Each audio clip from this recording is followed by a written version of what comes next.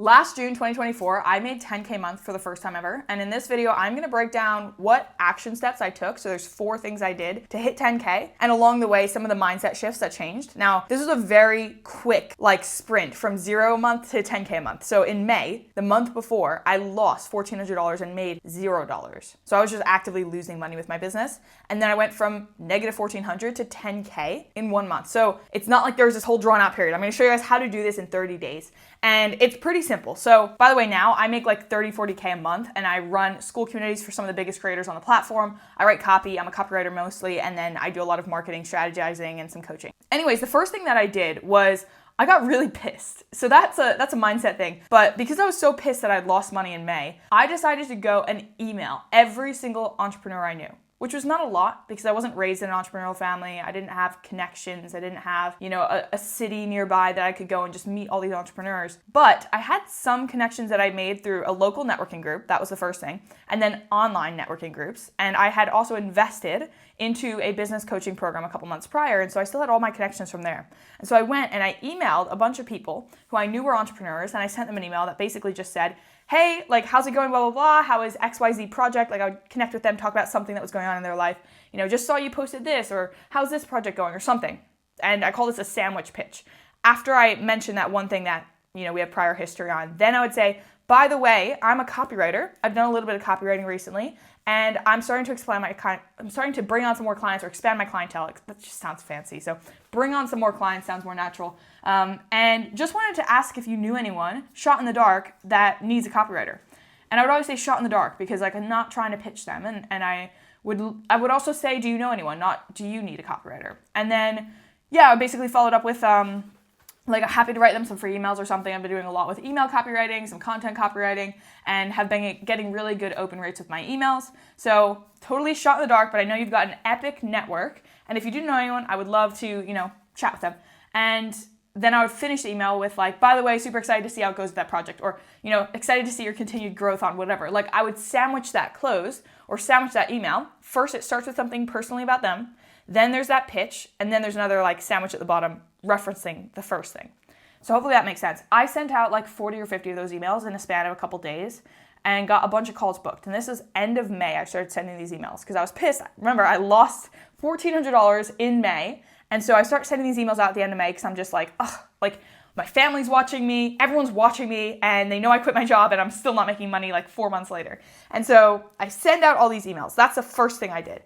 Second thing I did is book a flight. So I booked a flight to a place that I'd never been to before, LA, and I just went there because School HQ was there, and I knew a couple people at School HQ because I had paid to be in their memberships. So one of those people was Ted Carr, another person was Goose, and I was writing some copy for him that came from one of those outreach messages, or rather it came from a call where I mentioned those outreach messages. So it's kind of like a step there.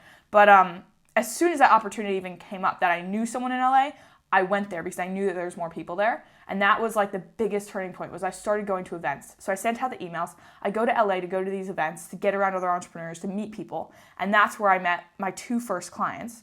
And I remember the conversation. It was just networking. And I was asking the guy what he did for business and why he was so passionate about it, why he started a clothing brand, why he wanted to scale it. And at the end of the conversation, he was like, what do you do? And it's just that human law of reciprocity. If you ask about them, they'll ask about you at the end. And I was like, oh, I'm a copywriter. I do marketing for school communities and online businesses. And he's like, oh, wow, I need a copywriter for my business. How much do you charge? And I don't know why, but I just on the fly said $3K because I didn't really care. I didn't want to be a copywriter long term. I just wanted to sign a couple clients. So I didn't care if he laughed at me. And I was just like, yeah, it just starts at $3K and it goes up from there. It depends on the scope. And I thought he was going to laugh and he didn't. He was just like, cool. Yeah, I actually know somebody who might need that as well. And so I booked a call with him and I booked a call with that person he knew and I signed both of them. And so that was pretty sick. And then, so that's the 2 things. I send the emails out. I start, going to events, take a huge risk, by the way. I'm still living on savings, no money in the bank. And I'm counting the days until I have to move back with my parents. So I do those 2 things. Third thing I started doing is while I'm in LA, I start posting YouTube content.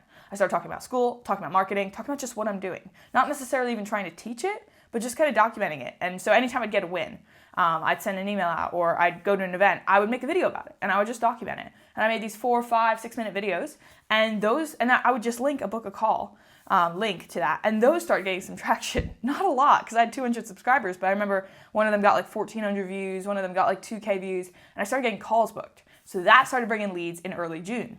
And then the last thing, that was the highest leverage thing I did, and I'm so thankful I did this, was I got really active on Skool. And it wasn't because, I was famous or had this big community or anything. I just started like going and interacting with other people in the Skoolers community, which now has like 170,000 people or something crazy. But I went in there and I just remember I would comment on posts, I would ask people questions. I was just basically trying to get up on their leaderboard. So I wanted to be super active.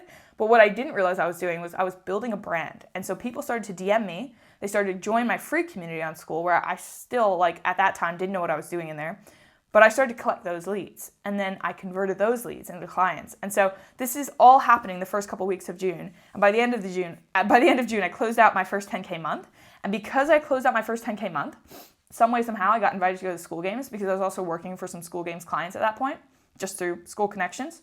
And so I met Max Pearson, who then became one of my biggest clients, and that turned into a lot more lead flow. And so that's how I got from 0 to 10K on Skool, through like a combination of services and coaching. And it was the most insane month of my life up until that point. It got more insane when I won the Skool Games in August, and then when I doubled that in January, and it just kept getting crazier. But it was such a wild journey to get to that. And the change from 0 to 10K was a bigger change than like anything else that I've seen as far as lifestyle goes. Because I went from literally living with my parents to being able to travel, live wherever I wanted, lived out of Airbnbs. I have literally not rented a place in a year and a half. I actually have never rented a place because I lived with my parents before, but I've just lived in Airbnbs. I'm in an Airbnb filming right now, and I move out of this place in 2 weeks. And then I'll go to another Airbnb. I'm going to Miami for an event, and then I'm going to come probably back to the UK for a bit, and then I'll go to New York. I don't know.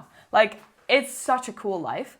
And I think one of the biggest mindset shifts that happened that helped me get from 0 to 10K was I stopped caring, which sounds really easy, but I was genuinely so pissed in May that I had lost money that I was like, I don't really care. It can't get worse than this. And so that's why I was like so confident in pitching crazy numbers. I was so confident in like going to these events, because I had nothing to lose. I genuinely was just like, at this point, like I would rather have a bunch of people tell me no than keep wondering like what's going to happen, or keep wondering what my offer is, or keep wondering if I'm good enough, or keep wondering like how many more classes or courses do I have to take. Like I was just like, I want to make money, and I don't really give a crap how I do it. Well, that's not true. I did give a crap. There's some things I would absolutely never do to make money, but like I was like basically willing to get on as many sales calls, get in as many communities, go travel to as many events. I didn't care about it being scalable. That was the point, I think, that really changed things.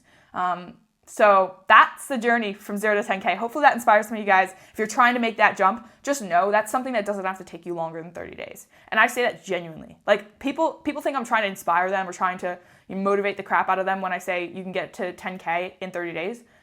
I'm just telling you my story. Like if you really want to, and you really stop caring about like how stupid you look, or how many outreaches you have to do, or how many calls you have to get on, or how many people might laugh at you, if you genuinely stop caring and you detach yourself from the result, you can get to 10K in a month.